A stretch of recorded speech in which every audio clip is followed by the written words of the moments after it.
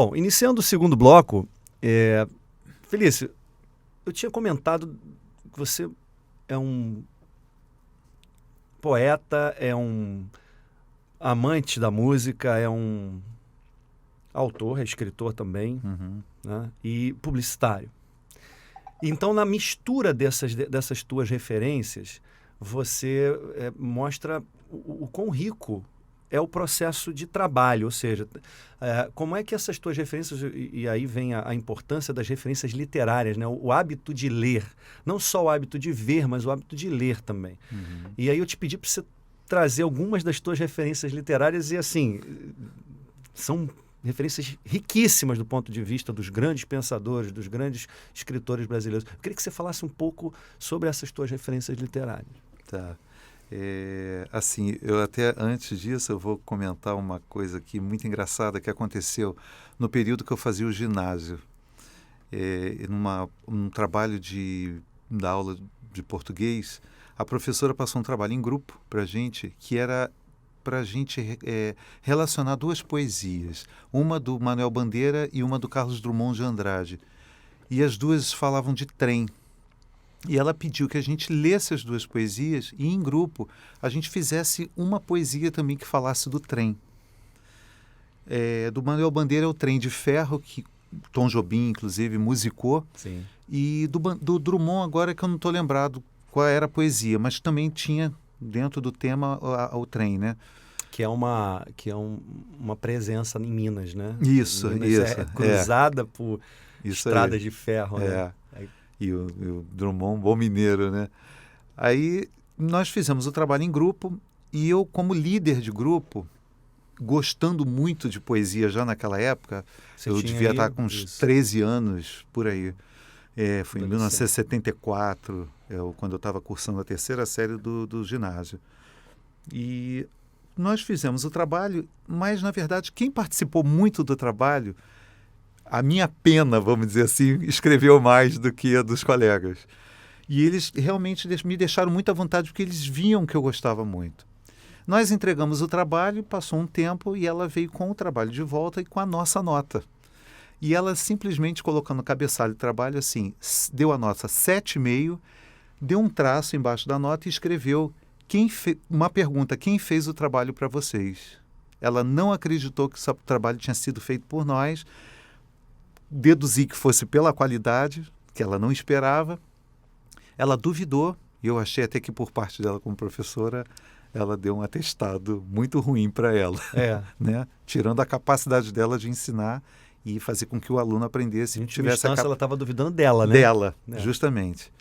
E eu, daí então, parti para a escrita e eu comecei a entrar no campo da poesia. E eu falei, caramba, em cima desse comentário, o que poderia parecer negativo foi altamente positivo para mim e me tornou uma pessoa muito produtiva na escrita. E a partir disso eu comecei a buscar quem eram os nomes da poesia brasileira. E um dos primeiros poetas que eu realmente comprei um livro e que me mostrou, assim, me sensibilizou, foi o Manuel Bandeira. Foi o primeiro livro de poesia completa dele, né? Todas as poesias do Bandeira num livro só, que é o Estrela da Vida Inteira. E esse aí deve ter sido na década de 80, 82, por aí que eu comprei. E eu li assim, da primeira à última página inteira, direto, né? Uma coisa muito incomum para um leitor, né? Assim, Perfeito. Que vem do romance e você lê um livro de poesia direto. E aí depois eu comecei a procurar o trabalho do Ferreira Goulart, que também foi um outro, esse aqui é de 1982, e eu comprei esse livro e também peguei direto. Não sei, acho que esse é 82, 87, por aí eu não lembro. E aí eu sei que também foi outro que me chamou muita atenção, até porque o Goulart também tem, na poesia dele tem uma questão muito política, né? Muito, né? E aí, daí eu comecei a descobrir Leminski, que hoje também é minha grande referência, né? O livro La Vie en Close, que até foi um livro que saiu, acho que depois que ele morreu. né? E aí é onde tem muitos haikais, Muito. uma linguagem que me chamou muita atenção também na época.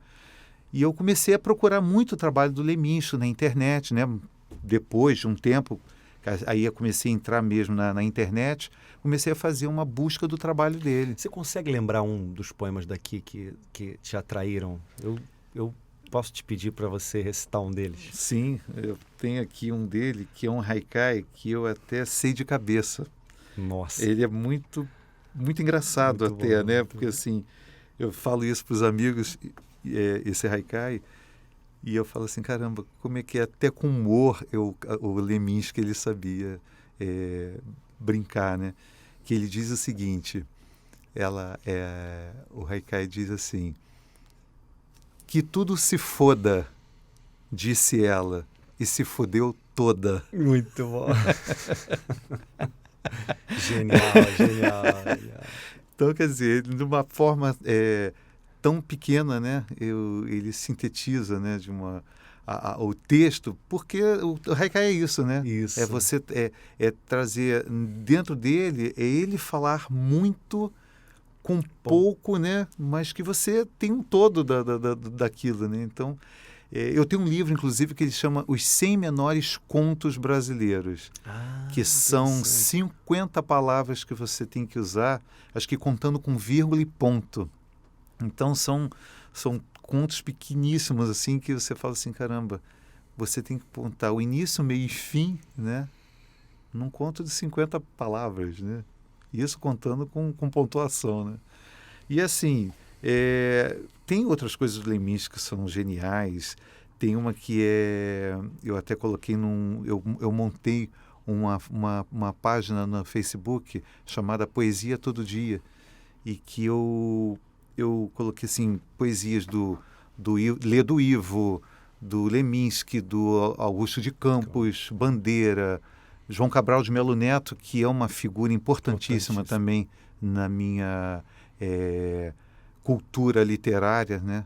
Porque acho que o primeiro livro que eu li dele foi uma antologia poética emprestada por um amigo, e a partir de então, quando eu terminei de ler, eu fiquei fascinado pelo trabalho do João Cabral, que é outro também que eu comecei a seguir.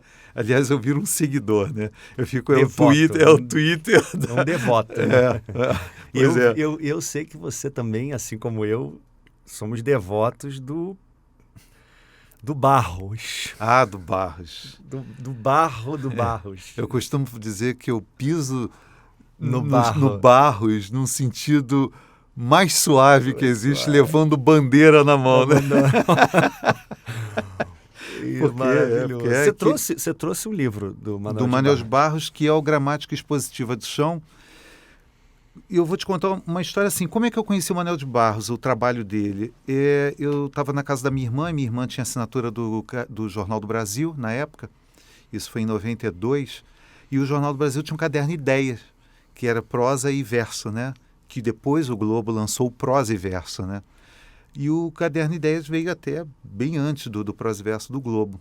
E por um acaso eu lendo lá o jornal, eu esbarrei na matéria que falava desse livro, que é o Poesia Quase Toda, Gramática Expositiva do Chão, Poesia Quase Toda. E eles, na matéria, colocaram uma poesia do Manuel de Barros. Eu acabei de ler a poesia, eu falei, cara, esse cara fala a minha língua, ele fala com a minha boca, ele fala do jeito que eu gosto de falar.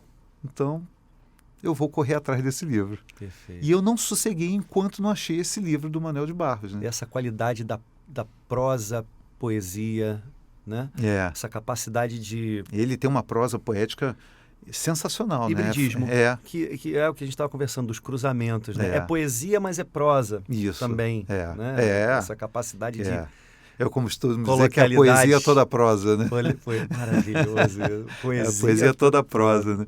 E inclusive, eu tenho um livro de entrevistas que saiu da editora Azog, que ela já fez vários, e reunião de vários escritores intelectuais, e são apanhados de poesia, de entrevistas. Uhum. E fizeram um do Manuel de Barros, que foi um dos últimos que eles lançaram. E eu confesso para você, cara, você lê as entrevistas do Manuel de Barros, parece que você está lendo um livro dele de poesia. Perfeito. A entrevista dele é poética. Então tudo é com muita metáfora, sabe, ele associando, né, as coisas dele, da época dele de infância, como ele diz nas poesias. Né? Maravilhoso. Falei, caramba. Felício, a gente vai encerrar aqui o segundo bloco. Quando a gente voltar, Sim.